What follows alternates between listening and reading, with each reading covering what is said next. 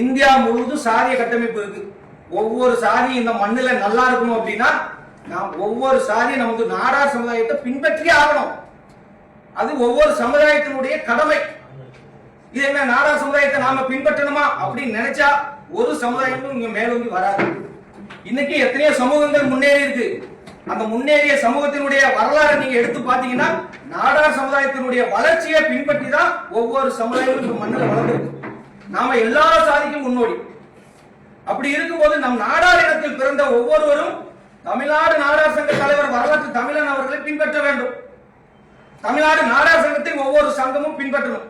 அப்பதான் இந்த சமுதாயம் இந்த மண்ணில் வாழும். மற்ற சமுதாயத்துக்கு ஒரு முன்னோடியா இருக்கு அப்படிங்கிறத புரிஞ்சுக்கணும். சும்மா தமிழ்நாடு நாடார் சங்கத்தை ஒரு 5000 ரூபாய் போன் இருந்தது, எவனோ ஒரு 200 ரூபாய் பணம் கொடுத்தான்றதுக்காக சும்மா உட்கார்ந்த இடத்துல இருந்து மிரட்டக்கூடாது. தமிழ்நாடு நாடார் சங்கம் என்பது போராளிகள் நிறைந்த சங்கம், போராட்ட குணமுள்ள சங்கம். எந்த போராட்டத்தை முன்னெடுத்தாலும் நாம என்ன செய்வோம், அசராம அந்த இடத்துல நிற்போம். முடிஞ்ச அளவுக்கு போராடி இந்த மண்ணுக்கான உரிமையை நம்ம பெற்றுத் தருவோம்.